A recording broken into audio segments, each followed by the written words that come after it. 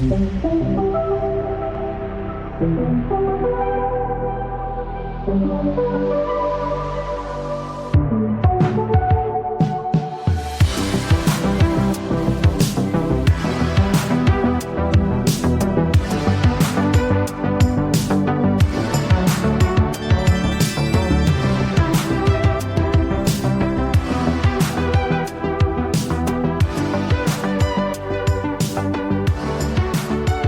up, everybody? You're listening to episode 5 of the PS Files, your weekly PlayStation briefing. Each week we explore the games, news, and moves surrounding PlayStation and what it could all signal for you. I'm your host, Marco. Joining me is my good friend and co-host, Pablo, and this week we're going to evaluate the current state of PlayStation after another shocking studio closure and price hike. We'll also reveal where we stand on Xbox and Nintendo lately as well, so stay tuned, listen on, and if you like what you hear, follow the show on your favorite podcast app to support our new podcast. But Pablo, we got some talking to do. Because, we had a really interesting, nuanced episode last week talking about the whole Crimson Desert situation and just why we were, kind of out on the game for a while. And then one fine day, my good friend Pablo, known him most of my life. He does the thing that I know Pablo does best, which is misplace his spine. I don't know where it goes. It rolls under the couch, something like that. And my boy tells me, guess who got Crimson Desert in his own little way. And so I want to check in with you. Obviously, I want to know how gaming's treating you lately, of course. But I do want to start with kind of the elephant in our room here on the PS Files, which is what happened, man? I mean, look, it's a mixture of conversations being had and the fact that I was winding down on Resident Evil 9 and not seeing much in terms of what I was going to play next. So I was like, you know what? Why the hell not? Let me give this game a little bit of a chance here. That's fair. That's kind of where I'm at. That's where my mindset is at. Okay. All right. Now, I did a little bit of snooping. All right. Okay. I might have went to a brother's profile on good old PlayStation Network, and I saw you put about a little over 5 hours in. So yeah. I gotta know. You have to get into the trenches with me on it, but is it maybe better than you gave it credit for? I guess it would be good podcasting if I sat here and be like, oh my God, Marco, Crimson Desert. This game is the epitome of a mixed bag. Yeah. It just is. There's greatness that shines through, and then there's other moments where I am questioning my purchasing decisions. It is just that divisive and that mix. I almost feel like I'm playing two different games, dude, because I'm playing the combat portion of this game is so good. Yeah. And everything else, the walking, the traversal, feels like a whole different fucking game. I am completely in awe and constantly shocked by how different the game feels from moment to moment, and not in a good way. Not in a not in a good way. Like, oh my God, I can't believe. No, it just feels like sometimes I'm really into it. Other times I'm like, what am I doing here? What am I doing? Yeah, and that's what I was afraid of, because it seems like if it had something like we were talking about last week, without rehashing too much of our conversation, right. It needed something like a through line to kind of keep you motivated and kind of make everything make sense. But it doesn't sound like it's got any of that going on, right? It's all mechanics and like exploration and all that stuff is fine. But like we said, we need something to carry us through, right? Mm-hmm. Marco, I want you to bear with me for 1 second, because okay. I want to kind of walk you through the first like 10 minutes of this game. Right? All right. And I'm sorry, guys. I'm going to spoil it a little bit here. Big whoop. Who cares? You're not playing this game for the narrative. All right. Okay. Your main protagonist, Cliff. That's Cliff with the K, mind you. Of course. Why not? He dies in the very beginning of the game. And then you're in purgatory. And then you're out of purgatory. Snap to you sitting on a rock and some guy's telling you, I fished you out of the pond. Now come with me to this village. You go to the village. It tells you to go to the pub to arm wrestle a guy. Why? I don't know. I arm wrestle the guy.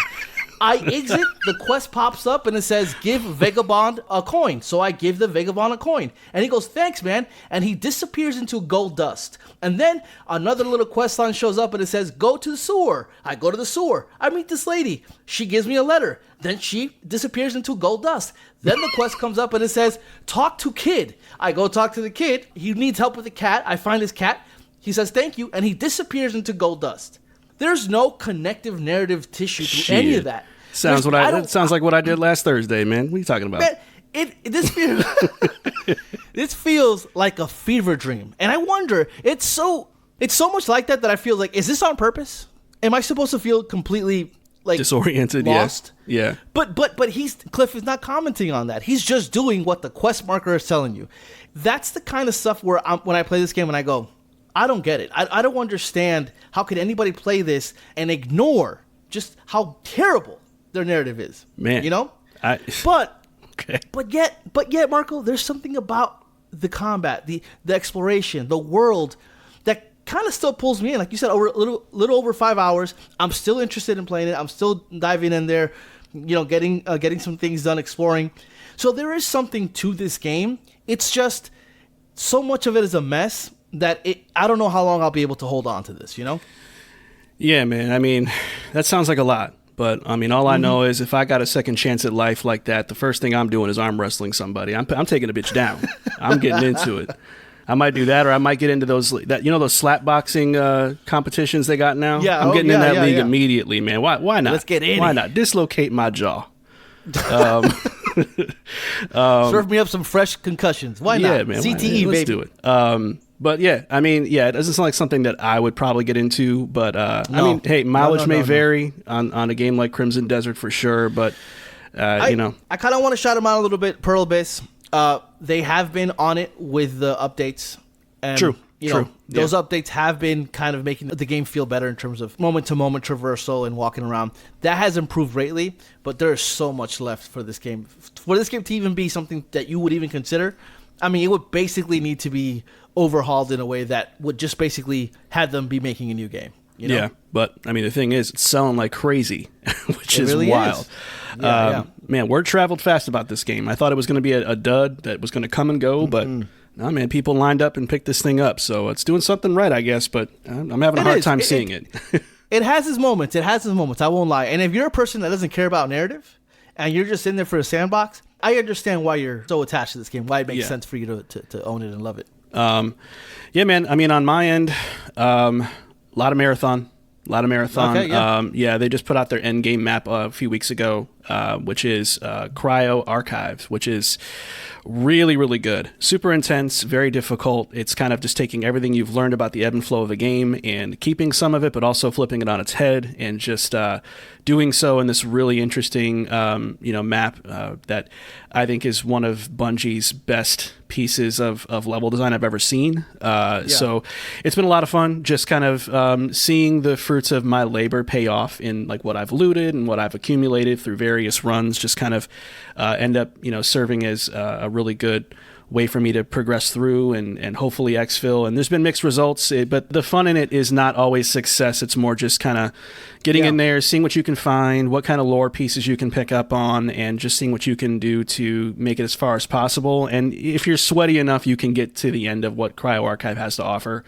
But for me, it's just more the fun of it all. And I didn't think that was what was going to drive me with Marathon. But honestly, even as a story-driven gamer, I've gotten more addicted to the core gameplay loop of Marathon more than I have the story beats. And it's not because the story beats are bad. They're just maybe not as exciting to me as just really sinking my teeth into an extraction shooter and actually getting the appeal and falling in love with it.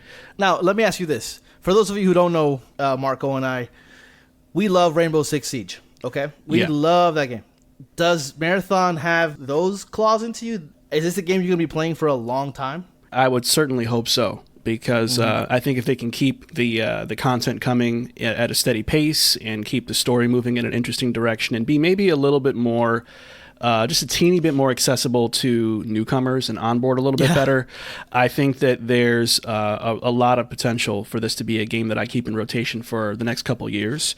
Now, if you talk to anyone on social media, they think this game's dying tomorrow still. So the hate train, the hate train is still chugging along. People are still obsessed about the Steam DB numbers every passing day. And, it's still getting those Concord 2.0, High Guard 2.0 comparisons. And I just don't think that's what's going on here. It's a very niche game, and I don't expect it to penetrate the mainstream in any kind of capacity, especially as I've seen what the difficulty curve can turn into as you get more deep into the game. But it doesn't need to be something for everybody either. And I'm not saying that to be an apologist or to defend Bungie, because I've certainly not always defended Bungie about a lot of things, but I think this game has a certain boldness baked into its design where it's not afraid to be what it is, and it comes with a cost of not being for everybody, and for people who don't have the patience to really dig in and learn what it's doing, to bounce off quickly, that's on them, and it's sad to see. But if you stick around, and I think some of the recent reviews that have gone online lately, I was just gonna say, yeah, it's interesting that we're both playing a game that seems to be pretty divisive. Yeah. Yet, a lot of people are loving the game. I think IGN just gave it a 9. Yeah. So it's definitely getting some love now. Yeah, and Bungie caught a lot of flack for saying, hey, hold off on reviews. It was really intelligent to me, and looking back on it now, because once Cryo Archives came out, it's like all the pieces of the puzzle kind of came together, and you were realizing, like, in real time, oh, okay. It never made sense to me for a game as service to have a definitive review the day it comes out, because you need some time for that game to cook. I mean, I guess you could talk about the mechanics and all that. Sure. But if a game is driven by its content, you got to let its content, release and actually, have people get in there and actually play the game, Yeah, absolutely. Yeah.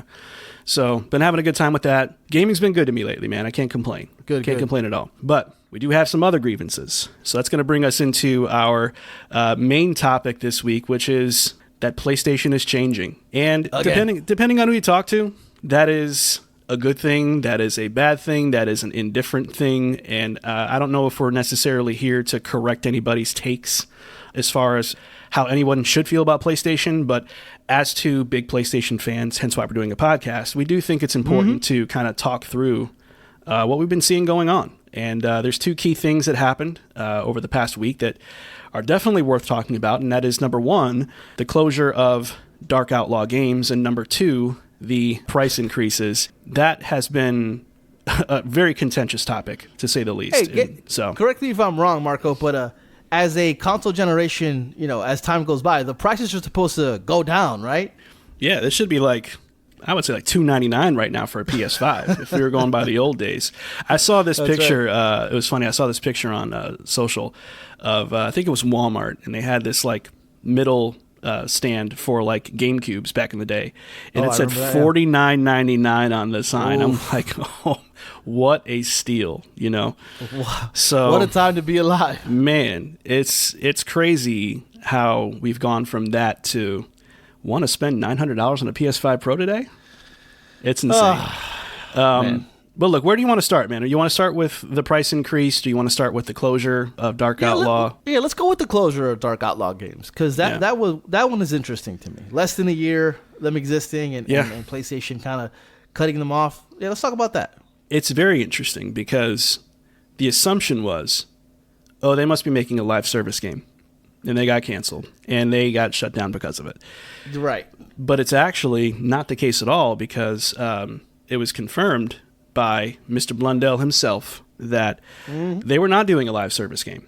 That's right. And so now the question goes from, did they close the studio down because they didn't make a live service game, and Sony was disappointed about that? I don't know. But that's what brings us back to what a lot of people were talking about when Blue Point Games got shut down, is there's got to be a reason behind just, cost cutting as why this is happening. You know what I mean? I think that Sony is probably trying to get, skinny, trying to get smaller. I think they're trying to focus up on their main studios and kind of close out all these studios, and the studios on the outside looking in, that their IP, being a new IP, may or may not be successful, and they're kind of just getting out there early just to be like, you know what, let's not even attempt this, because we're going to focus on what we know, that what works. And I don't know, I feel like this is just my opinion, I feel like it's kind of like the wrong move. It's good to have those studios that have the IP that works, but it's also good to kind of branch out and have some new ideas, have some new IP out there for your system. So it feels weird to me. It's definitely weird, because this is it's his second attempt at making Yeah. a project with good old PlayStation. The first time was with Deviation Games, which also got shuttered. That's right. So you got to ask, like, what's the story behind this? Because this is clearly a guy who knows his stuff. I mean, he was the lead on the Call of Duty Zombies part of the game, which is obviously very well known and revered. And if anyone knows how to put together a compelling concept, I guess it would be him. I mean, certainly enough for them to enlist him twice to make a project, right? So I guess it's just a matter of, like, was there some sort of development issue? Was the game not just moving along at a pace that they felt comfortable with? Because I don't know why you would bring somebody on 2 times and then basically shoot them out the airlock 2 times right after that. But how would they know that, Sony know that, in less than a year of them being active? Yeah, I don't know and that's the thing. I don't know what PlayStation expected either. And so it just makes a lot of things feel a little hazy, right? Because you wonder, like, why even go this route at all? Why even form a new studio if you are giving them a very, very short turnaround to produce something that gets your juices flowing, It just doesn't make any sense. And so I think for me, and where I land on this is maybe a little harsh, I guess, but Sony's got to do 2 things. They've got to stop forming or acquiring studios. And number 2, they've got to figure out what the hell their first-party strategy even is right now. Because it's fine if it's a mix of live service and single-player things. But if you're not giving your studios enough runway to actually get something off the ground and really, put the polish to it and show you their passion behind it, then I don't know what we're doing anymore. They're falling into the trap that Xbox did a couple of years ago, where they were making a lot of changes, a lot of moves, and not saying anything.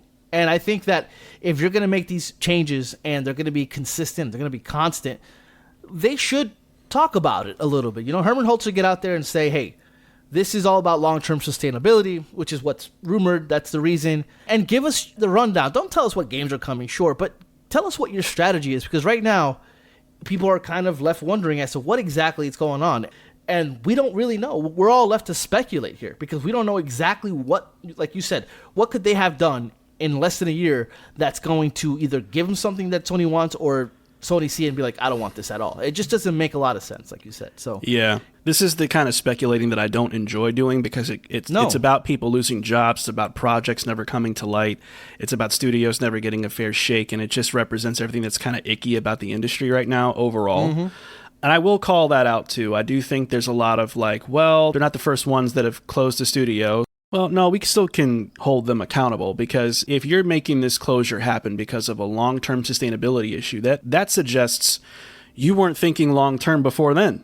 So what are you doing? It goes back to that question of like, what are you doing and what is your ultimate goal with your first-party studios? And I kind of push back on people saying, hey, well, everybody's doing this, but Sony's doing this at a rapid rate. You got Firewalk Studios, you have Blue Point, you have now, this studio. They're doing a lot of shaking and baking here, and we don't know what's going on, Yeah. My hope is that, in the next year or 2, we don't run into another dry spell like we did, where it was like, man, there's nothing coming out for this console, like, because if things like this continue to happen, then they're going to run into the same problem they did, in 2023 to 2024, where it's just nothing. But also, you're putting a lot of pressure on those studios because a lot of the studios that we know and love that are PlayStation first-party studios are working on 2 games at the same time. We know that Naughty Dog is working on Intergalactic, and apparently they're working on something else. Today, Neil Druckmann said that that he's excited to see what's next in the chapters of The Last of Us. So there's a lot of that going on, and so you're going to burn out those studios too, and that's not a good look either. Yeah, it's a very good point. I don't think that gets talked about enough either because the Insomniacs of the world have had to do so much heavy lifting throughout the generation. Sucker Punch, they just put out their project last year, so they're kind of done. So they're going to be gone for a while. You would hope they have a secondary project, but nothing's been confirmed like that. And even if they do, that's a lot to put on these, prestige studios to do all the heavy lifting. So, yeah, I don't know if we're geared towards like another dry spell or not, but it's going to be very interesting to see just what takes shape over the next 9 to 12 months and what's announced and what's not. This just feels like they're lost. And it just makes me think about Herman Hulst again and say, is this the right guy for the job? I hate to be that guy, and I don't like rushing to call for anyone's job at all, but I just don't know what I've seen him do in this role that has made me go, oh, whew, okay, we're in good hands. Like, I've never felt that since he's taken that seat. And the opposite. It's been the opposite, yeah. A lot of big questions for PlayStation to answer about their first party, but obviously it doesn't stop there, because then we found out you're going to be paying out your ass for a PS5. Right out the crowd. And not just PS5, also the PS Portal and, probably everything under the sun. But yeah, I mean, it definitely was a shock to see the price update, because especially since I think it was a couple months ago, not too long ago at all, where they were like, we have enough inventory to get us through 2026 without any kind of big, ramifications because of the RAM issue. What was your reaction to this news as somebody who was considering getting a PS5 Pro, first of all? Yeah, I just considered to get a PS5 Pro, and now I'm not getting one. It's tough, man, because I think video games have always been an expensive hobby. They've always have been, but the barrier to entry right now is becoming concerning, because it could price out a lot of people. You're paying $900. I mean, how many 6 years into the cycle of the PS5, prices are going up. I just don't understand what exactly is the plan here. If you're good throughout 2026, then why even do this? Why put this on yourself? Why invite this conversation? And I understand that people are still kind of reeling from COVID. The really huge expansion that everybody did because everybody was at home playing games, and now that's still kind of going through the industry, and people are still suffering from that. But then you add the whole AI of it all and how that's making RAM and memory more expensive. I understand the business side of it, but at the same time, there are comments that are on file that they're out there in the world that has you saying that you're good, But now you're making this change, and it just feels, I hate to say it, but it feels greedy. It feels almost like we're PlayStation. People are going to buy our consoles. It is what it is. That's kind of where I'm at with that. Yeah, and I also would add to that I think they also realize GTA 6 is coming very soon, and whoever has not jumped across to the current generation is going to want to quick, fast, and in a hurry. And now you're going to pay out that ass for it. So so I think none of this is, to me, coincidence, right down to the timing either. I wouldn't be surprised at all if we start hearing some pretty big news about GTA sooner than later. And maybe they did this to kind of get ahead of that rush of, okay, got to get my PS5 now, got to get my PS5 Pro now. That is fucked up. So to me, this is, the timing of this is what I want to put a pin in for maybe a future episode. And we look back and go, that's why you did it right there. So yeah, I mean, I'm with you. It definitely feels very, I hate to say it this way because I love PlayStation, but it feels very PS3 era PlayStation. Yeah. We can do it because we're PlayStation. Get a second job, bitch. Yeah. And they all do that. Xbox had that same problem too with good old Don Matrick. It happens, but I think there's more of a coldness to this price increase that really kind of took me off guard, because it also kind of reveals like the have-nots, right? You go and you get a PS5 Pro, right? And you're like, okay, I spent the $900, fine, fuck it, I got one. Well, now you got to spend money to get that stand if you need a vertical stand, and that's an extra couple of dollars. And now you need it. So you start piecemealing, and you have this almost modular approach to the console. If you want a disk drive, that's another $80, and now you're over $1,000 easily, right? So it just kind of exposes that part of their business too, where it's like, oh my god, the nickel-y dimey nature of what you're doing too. It just feels kind of stinky right now. And it affects like the whole industry too, because I told you this offline where I was like, GameStop must have known, because GameStop was offering an Xbox they had that Series Come to Death S. Row Records damn promotion going on. They go, give us your PS5 and we'll give you a Series S plus $200 of store credit. It's like dating you. Like, let's get these PS5s because we're about to sell them up the ass too. We're about to break some people's asses with the refurbished PS5s. It's been very ass-tacular this episode, man. But no, it's true. It is that way though, man. Long-term ramifications though, Pablo. That's what worries me the most, because we got to talk PS6 pricing now. Like, what's that going to be? don't know what the hell this thing's going to cost. I think No, man. And it's definitely going to be 4 digits. I know yeah, that. oh yeah, for sure. I just don't see a world where the PS5 Pro is $900 and then the PS6 comes out and it's $700. That's not going to happen. Here's a Groupon. That is, that's gonna be problematic. And that's what I'm talking about when pricing people out. You may have a PS5 right now or PS5 Pro, so you're good. But when it comes to upgrading, when it comes to the PS6 in a couple of years, because it's happening in a couple of years, whether it be in 2 or 3, it's gonna happen. Now you're gonna be faced with a decision: can you afford it? And not only can you afford it, do you want it? Because let's go back to the other conversation. Software. Does it have the games, Mm-hmm. And PS5 has survived all this console generation with barely any first-party studio games compared to previous generations. Right, of course. Are they going to continue? Are those numbers going to continue to grow? Yeah, I mean, the PS5 pricing, $649.99. Digital edition of PS5 is $599. PS5 Pro, $899. Where does this leave your outlook, though? I mean, obviously, PlayStation's undergoing a lot of changes right now. Studio closures, price increases. Where does this kind of leave you feeling about your connection to PlayStation? Obviously, we're not going to walk away from the brand or anything like that. We are PlayStation fans. But how does it, or does it in any way, impact you in a way that makes you kind of think about them differently? Yeah, I mean, as a fan, as someone who uses the PS5 as my main console, I can't help but to feel disappointed in what's happening with studio closures and now the price increases. So all this makes me feel a little bit like I have a problem with the industry as a whole, but it becomes a little bit more personal when my preferred console and the console that I play most of my games on is also involved. And so it doesn't change my opinion about PS5 today, right? I own one. I'm looking forward to their games, but I am concerned about the future. What is going to happen in 2030 when the PS6 comes out? Am I going to get a PS6? Am I going to be able to afford it? Am I going to be able to afford more than one console? There's going to be a decision that's going to have to be made, and I can't tell you right now with definitive reasoning that I am going to get a PS6. It's just really going to be up to where the company is and what games they have and pricing. That's very fair. Which is not something that I would have thought about a couple of months ago or a year ago, because I'm definitely getting the PS6. But now it's like, I don't know. We'll see. My plan is to do it, but I don't know what's going to happen. What used to be no-brainers about being a consumer in gaming has now become a brainer. You have to think about these things in a very deep way, more than ever before.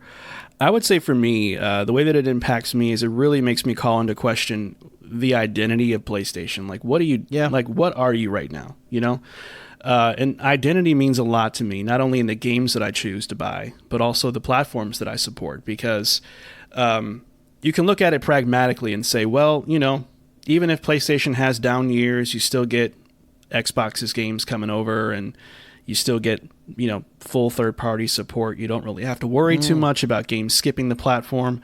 But that's not really identity. That's more accessibility, right? That's more availability. It's just what you can find on the store. But what drives PlayStation right now as a platform is what I don't understand right now. And I think that I need to see in the next year or two what the direction actually is outside of let's milk our favorite franchises, or let's just keep raising prices. Let's maybe fuck with the prices of PS Plus next month. If it's more of that, then that's not an identity either. That's just business decisions that are directly impacting me, and that doesn't help my bond grow with the PlayStation experience, They're doing a lot of things, but we don't know why, and that's the main concerning thing. I think for now we're all just kind of stuck wondering why and what and how all this is going to end up making sense in the long run in a way that kind of keeps us excited about being PlayStation gamers, but not one of PlayStation's best weeks. But for sure, we'll see how things transpire in the weeks to come.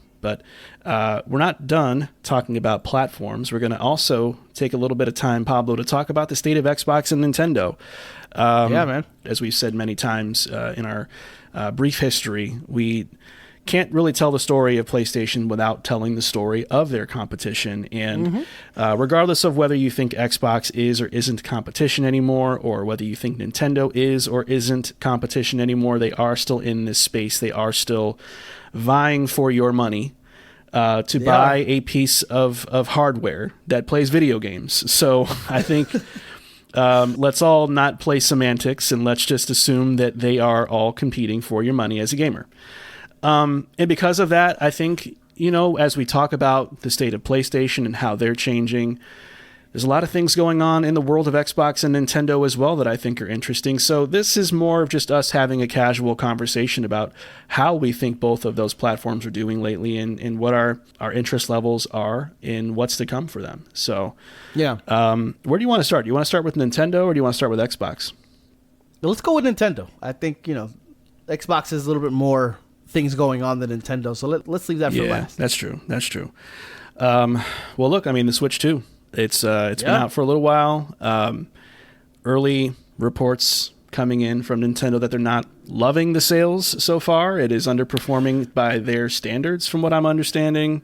Yeah, so basically what's happening there is right now when you compare it to Switch 1, the Switch 2 is up 45% sales-wise in the same time frame. However, based on how fast the Switch 2 sold, Nintendo had new expectations, and the holiday season came and it did not hit those expectations. So, they're going as far as reducing production on the Switch 2 based on that's those crazy. numbers. Yeah, that's not at all what I saw coming for the Switch 2. But it's still a massive success. It's just to Nintendo standard, they were expecting more. Yeah, and I don't know what goes into that. I don't know if it's just because it feels like more of the same. I just don't know if there was enough compelling first-party software at launch to keep things moving.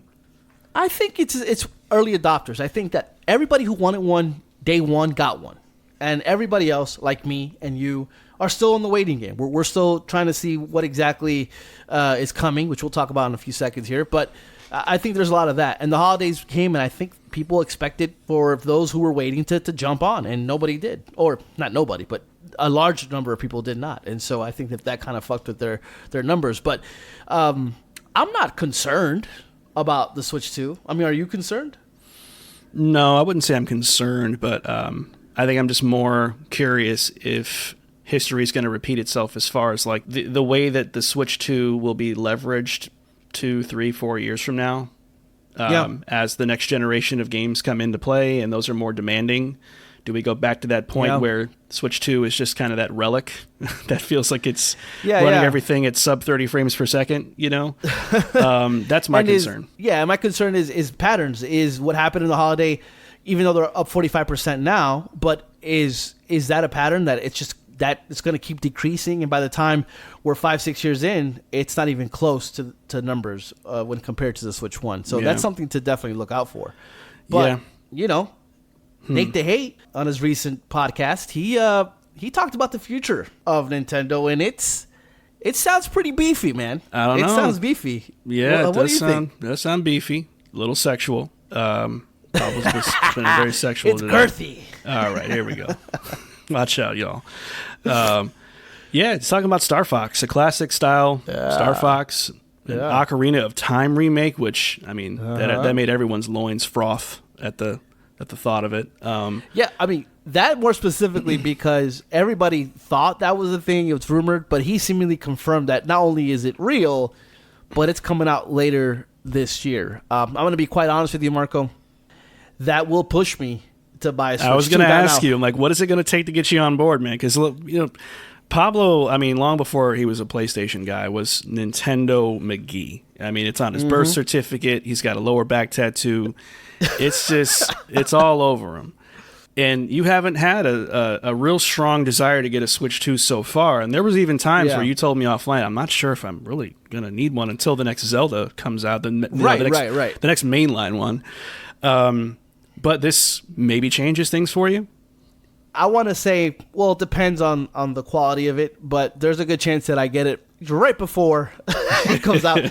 Look, just to quickly kind of talk about Ocarina of Time, the remake, I would rather it be closer to what Metro Prime did with their kind of remaster, where, it touches up a lot of the visuals and it kind of redoes controls. That's what I want from Ocarina of Time. There's a lot of people out there who are saying their wish list for what they want this to make, and they're basically just making a new game. That's not what I want. I want Ocarina of Time to hold its identity. So I'm looking to see what exactly that comes out to be. But it's probably going to push me to buy a Switch 2. See, yeah, but you're not telling the whole story, though, because most of your life, this was your favorite game of all time. And in many ways, it probably still wrestles with, I guess, Elden Ring, right, for that top spot. Elden Ring is my favorite game of all time. Right behind it is Ocarina of Time. Yeah. So there's a real significant meaning to this remake for you personally, and so. Yeah, I mean, you kind of already answered my question a little bit, but I was going to ask you what kind of remake you wanted this to be. It sounds like you want mostly like a cosmetic upgrade. You want kind of the Metal Gear Solid Delta treatment, right? The essence of everything is maybe still in place with a couple of maybe some smart quality of life improvements, so it's not super archaic, but you want the visuals to be like visualizing. I want the visuals to look nice, but I still want it to maintain its art style, because when you look at Zelda games, they're driven by art style. You got the Wind Wakers, you got the Breath of the Wild, you have the Twilight Princesses. They all each have their unique art style. And if you take Ocarina of Time and you just put the Breath of the Wild filter on it, it loses its identity. It's just a Breath of the Wild art style, which is not what I want. I love Breath of the Wild. I love Tears of the Kingdom. But I want this game to maintain its art style, to maintain its identity, and give me something where it feels updated to 2026, but still is very much the game that I loved. I'm okay if you go into those dungeons and you remake those dungeons, right? And you do new things with the dungeons, even kind of add the stuff that you saw with Breath of the Wild. Yeah. That's cool. But the essence of the game, people are talking about voice acting, all that. I don't really care about any of that. If it has it better be good, sure, but I don't care about any of that. I want an updated version of the game that I love, but I don't want a Unreal Engine 5 realistic looking, Ocarina of Time. That's not what I want. Not at all. Not even the slightest. What's your take on Star Fox? I don't think you've ever been like a Star Fox guy. No, Star Fox didn't really do a lot for me. I remember playing it at your house way back in the day, and I'm like, what is this garbage? I'm just kidding. Garbage, Jesus. No, it's just not for me. I've always been interested in the IP. I was more interested in like Star Fox Adventures when that was out, because that was a little bit more of like you can get out of the ship and start, doing things. But that is not what this is apparently going to be. If it's going to be traditional, then probably just going to be what you played back in the day. Not necessarily, because the traditional Star Fox game also has segments where they're kind of they're not on rails. It's just kind of you free flying around a certain area. So I think that you can take that word traditional and make it seem it's definitely going to have that on rails sections, but it's also going to have the moments where it's not on rails, because that's what the original game had. It had a couple of sections like that. So I'm very interested in Star Fox. I love Star Fox 64. I love adventures. I think that it's time for this IP to be revived, and it makes sense because Fox McCloud is showing up in the Mario movie, and they did that last Mario movie where they showed Donkey Kong, and a year later or 2 years later there was a Donkey Kong game.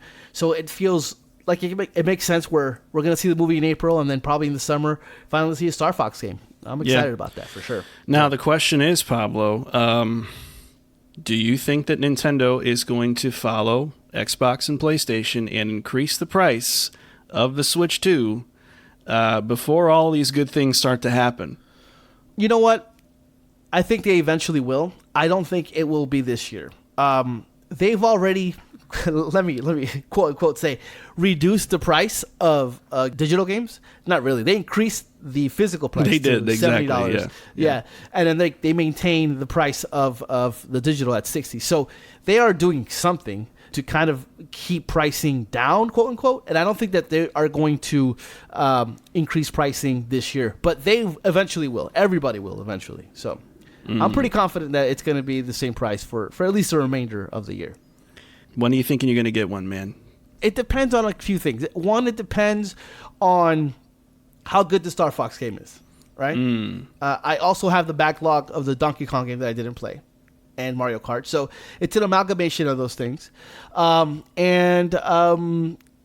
the Star Fox game is fine, it's meddling, then I'll just wait for when Ocarina of Time comes out, because there's already rumors that there's going to be a Zelda-themed Switch 2. Yeah. So that's probably what I'm going to be aiming for if I do end up getting it. So gotcha. I do have a question. Where the fuck is Deca Police? All right, nobody gives a shit about no damn Deca Police. Nate, they hate. Listen, what's up with Deca Police, bro? I've known this man Pablo for like 33 or 34 years. He's talked about Deca Police since 1997, cuz. I get obsessed with these games that I fall in love with, like Golf Story. Oh my god, Sports Story, bro. And then when they announced Sports Story, I was like, this is it. And then that game came out and it was utter garbage. That was hot ass. I can't even get over that. It broke my heart. Man. I think for me it's going to be about really my use case for Switch 2 from like a portability standpoint. That's the hang up for me is I'm not a portable gamer. I've always liked the idea of being a portable gamer, but I don't have the kind of lifestyle that really leaves a lot of space for that. Like when I play games, I'm usually home and able to play something on my TV. So I don't have that problem. And, you know, my daughter plays games with me. And so we just usually pop on a console like normal and do it that way. So I don't know what I would need it for. So that makes the decision-making process about where to buy a game a little bit difficult because I wouldn't, like, let's say Resident Evil Requiem, right? Like, I would never buy that on Switch 2 if I have a PS5 Pro, right? So then if that's the case, then I think I would own a Switch 2 basically as like a first-party box and nothing else. Right. And I don't know if I have enough passion around a lot of Nintendo franchises to really do that and get my money's worth, if that makes sense. Yeah, man, let's talk about Xbox, though, right? Because Xbox is also going through a lot of changes and transitions, too. And we all have seen the Xbox is dead social media movement. Yet here we are. Xbox is still chugging along and under new leadership with Asha Sharma. And Asha Sharma has kind of come out of the gate with what seems to be a lot of big decisions. I mean, we've seen her pull the plug on the This Is an Xbox campaign. She's potentially making some changes to Game Pass in terms of pricing and tier structure in a way that maybe is a little bit more affordable or just offering more flexibility with different tiers and options. It's first party only, which I would be stoked for, if the price is right. Yeah, if the price is good. They've also just announced their Xbox Summer Showcase coming in June, and they're also bringing back the Fan Fest, which was a big thing for a lot of the Xbox enthusiasts out there who wanted that experience, and now it's back happening again. So you're starting to see this slow, gradual turn back to focusing on the Xbox core experience and really thinking about how to get people to rethink the way that they've always perceived the brand after a lot of years of bad marketing campaigns and a lot of controversial decisions, like, of course, the big multi-platform strategy that brought many of their games to PlayStation and counting. I said it since day one. Asha Sharma was the shit. Never had any. Is a habitual liar. He called her stupid. He called her ugly. No. No, never ugly. She's not ugly. Here's the issue, Marco. What's the issue, man? Only a new CEO could have made these changes, because if it would have been Phil, it would have been right back to, he changing his mind again. He don't know what's going on. Like, it back and forth. So the new blood, all this is working out great for her. I think that a lot of the stuff that she's doing makes a lot of sense. So I'm willing to give her the benefit of the doubt. It's just, what is the end result? Where are we going to end up here with Xbox, right? Yeah, and to that point, it's very early. I think we need to see what the showcase has to offer.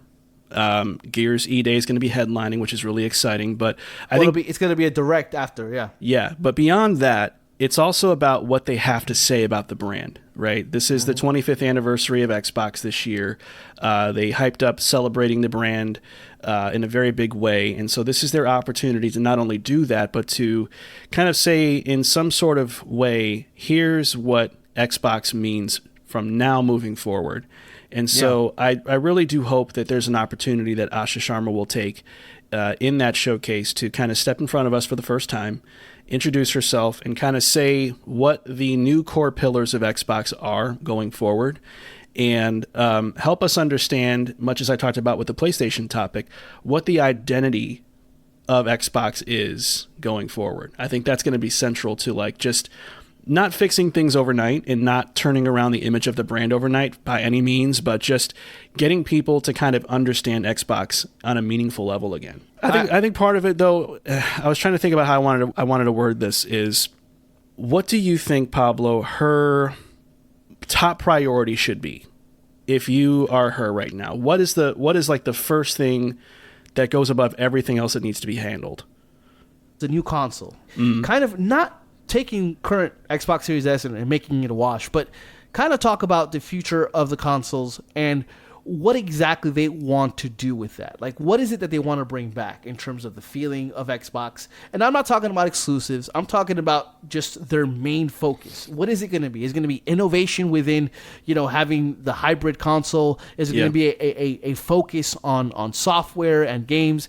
I want a clear kind of vision as to what the future of Xbox is throughout. And I think that's the first thing she has to tackle, because there's not going to be a lot that she can say that's going to change people's opinions and minds about the current state of Xbox. It's all about what I'm doing now that's going to inform the future. I think for me it is exclusivity. I think that's the one for me. But that's not going to happen. Listen, I think, and it may not. I'm just saying that I think that is the biggest topic that happens around Xbox right now. Every post Xbox's official accounts make, it's all in the comments. It's not just randoms. It's people who are in the industry, people who are pretty well known in certain spaces that are saying, hey, exclusivity is something that we'd love for you to revisit on some level. I think they would be doing all of us a disservice if they don't on some level acknowledge that that is a concern and work with us in some capacity to say, here's what we think exclusivity means to Xbox now with this new regime and what it means for you as gamers. Now, it might still mean, hey, we still believe in no walled gardens and we still believe that games should be available everywhere, and that philosophy may not change at all. Or they could say, you know what, we still believe in this, but we understand that exclusives matter on some level. So here's 3 or 4 games that we're going to keep exclusive on Xbox. They might not be the most marquee games or the highest sellers in the world, but if you want something, you at least get something that, makes it feel like you have an incentive to go get this platform. But I think that was the problem before, was it was all half measures. It was, hey, these games are exclusive, these games aren't. And then there was it's a case-by-case basis. There was no direct thing that kind of pointed to what was going to be exclusive and what wasn't. How times exclusive, it's only going to be on Xbox. And I feel like they can't go back to that. For me, it has to be all or nothing, or to your point, has to be specific pillars that are only on Xbox. But at the same time, I would say if she wanted to make a big impact as the new CEO, this is something that she would have already said, something that she already would have kind of talked about. And she's talking about everything and announcing everything but exclusivity. She's not even touching or broaching that. The only thing she said is, one time when somebody said, how about exclusive? She says, I hear you. That's all she said. So I think that for me, if she could, she would and would have already done it or already announced it. Yeah, I guess that's where we differ a little bit. I think that's such a big shift back to a traditional way of doing things that would take probably more conversations internally, and it would take a very poised approach with messaging that they would want to spend a lot of time getting right. That wouldn't be something she would tweet or just say in a random interview with The Verge or something like that. You'd want to do that in a very large stage where the most eyes are watching you as humanly possible. I see that as being something they would announce with maybe the next console or at a showcase of some sort where you can kind of like correct what the wrongs were from the past regime and say, no, this is an Xbox actually, this one right here, and this is where we now stand on exclusivity, one way or the other. I feel like showcases like that are antiquated. I think that the eyes are the eyes. People are always going to be online. People are always going to see it. If you announce it on June 7th or announce it tomorrow, the same amount of people are going to see that. The reach is going to be the same. The conversations will be the same. But I will give you this. It's not something that's going to happen overnight. So I don't expect June 7th to roll around and her to announce anything about exclusivity either. So, it's a focus on the future, because right now where we are, where Xbox is right now, they're in a place where they can't win. And if you really want to go back to competing within the same market as as PlayStation and Nintendo, then that's something you have to build towards rather than retroactively reimpose into Xbox. So that's just not going to happen right now. I don't know. I still feel like there's a small chance for that because they can't hope to have any success with the next console, no matter how good it is, if you don't start doing some goodwill gestures now for the Xbox community. Sure. So even the littlest gestures go a long way because, I mean, Xbox fans have been getting absolutely deprioritized for so long now. It feels like forever, but it's only been a couple years. But anything you can do to kind of make them feel like they matter again, big things, little things, that counts, and that helps build momentum to generate excitement again for the brand, and then do something that really hits hard. But you don't think, like, going towards the partner preview, you don't think, like, having Strangers in Heaven and The Expanse, Osiris Reborn on Game Pass, aren't those gestures to, like, hey, these big games that are coming out, they're also going to be on Game Pass now. So it's things like that where I agree that those are the things that I think that she'll be doing. I think that Game Pass this year is going to be crazy. I think that those are the little things that Xbox is going to invest in order to maintain the only on Xbox moniker, but only on Xbox Game Pass, right? Yeah, could be. I mean, they also have to kind of justify why it costs $30 a month now. So, yeah, they're going to need to kind of go ham and get as many really good drops as possible. I think for me, though, really Xbox Play Anywhere is going to be the new Game Pass in terms of marketing for them going forward, especially when the new console comes out, because I don't think people really understand how valuable that is. A lot of people assume that what it means is if you happen to play games on PC and on Xbox, you've got two different ways to play. I look at it more like if you get a game that is Play Anywhere now, and you get the next Xbox, you get the PC version on that device. Yeah. So you never need, you know how they did like the PS5 update for Days Gone or the PS5 update of The Last of Us. You no longer need that because now you have the PC version already. You can max out settings and you don't need to wait for any update to come again. So that's right. That's the real value of Play Anywhere. It kind of future-proofs your purchase to have the best possible version. And I think they're going to start leaning into that more as time goes on. And that's going to be the real incentive for people to feel like you're getting, and they started using this terminology already, and I wonder if you noticed this, but this reference experience, that's their new hook now. They want to be like the gold standard. This is like the reference way to play. This is like the de facto way to play a certain game on this machine.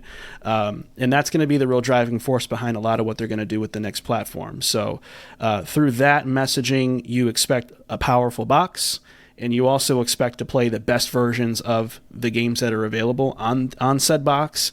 And they seem to be willing to check those boxes with this dual approach of PC console hybrid, which is pretty fascinating. So I guess I'm a little bit more positive than most people are on the outlook for them. I mean, I don't think you're out of line or like kind of like thinking about it in ways that are impossible.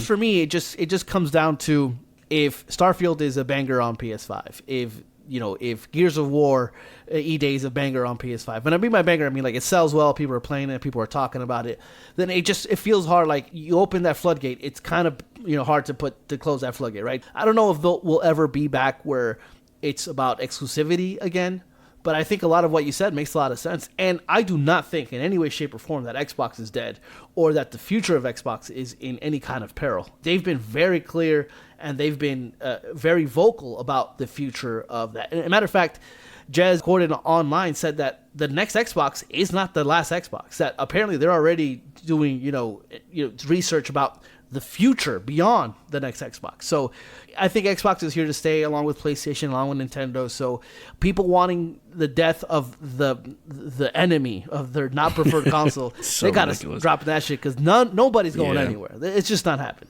That's a great way to kind of end this topic too, because I think that the longer you spend on social media, the more you think everything's dying, decomposing, on life on a life alert button going off. It's crazy, man. I can't get up. It's wild, dude. I would agree with anybody who says the industry's not healthy right now. That is abundantly clear.